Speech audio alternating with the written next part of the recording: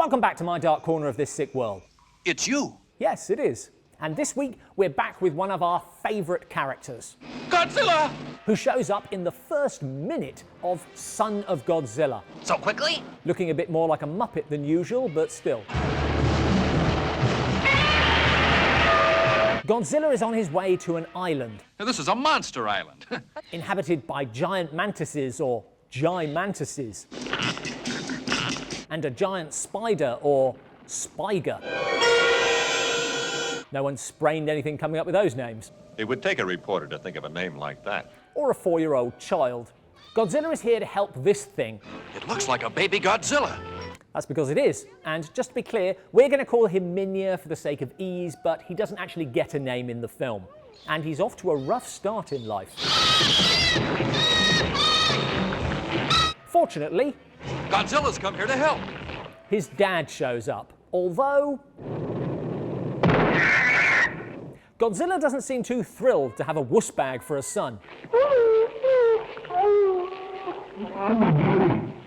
And treats him like shit. He does try to teach the kid stuff. The baby is studying now. But does so by threatening him.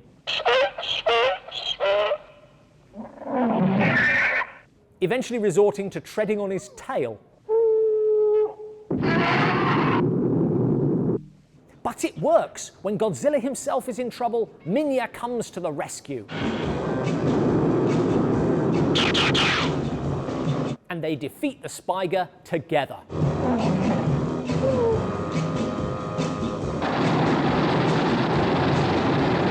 It's a very visual story, and there's never a point when it needs explaining, and yet you will have noticed that humans keep narrating the stuff that we can clearly see. It's an egg. This is one of the things that makes it more of a kid's film, the other being the slapstick humour.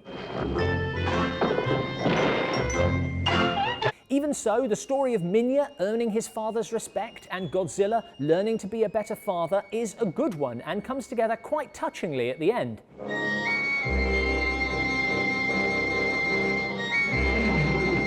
Alright, it doesn't come anywhere near the original Godzilla in tone or quality, but as a kid's film, what's not to like? Stupid idiot, there's nothing interesting about this island. Oh yeah, everything I just said only applies to about 20 minutes of the film. The main story follows a group of scientists doing weather experiments. Can you really control the weather? In theory, we can. In a base that makes this look more like Tracy Island than Monster Island. Eject silver iodide. And a girl who's been here since the war and can talk to Minilla. Or just confuse him. Having cocked up their experiment and temporarily irradiated the island, the scientists want to go. That's enough. But their radio is broken, so they can't call for help, and they can't get to their boat on the beach because there are monsters in the way. What can they do? There's one way. We can stop those monsters by freezing this place. The only logical solution is to try the experiment again, freezing the island and forcing the monsters out of the way. It doesn't make any sense. For two reasons. Firstly, the radio. It's fixed. What? Rendering the whole plan completely unnecessary. Secondly, there they are, on the beach, with the boat. There's no need to make it any colder. The only reason to do it is that Godzilla looks good in snow. Everyone reviewing Son of Godzilla picks on Minilla, as do the filmmakers.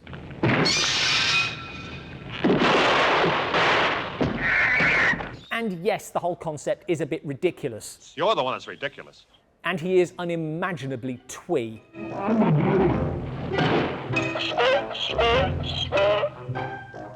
But he has the strong character arc. It's his story that works.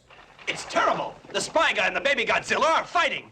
That's what we came for. No one gives a damn about you. This film wants to be dialogue-free, just the monsters, a coming-of-age Godzilla film. This isn't a place for human beings. That stuff's in there, but you have to sit through this to get to it. I'm Goro. I'm a boy. So, higher marks than you might have imagined, And it turned out better than I expected. and a really nice ending. But they're not going to die. They'll just hibernate.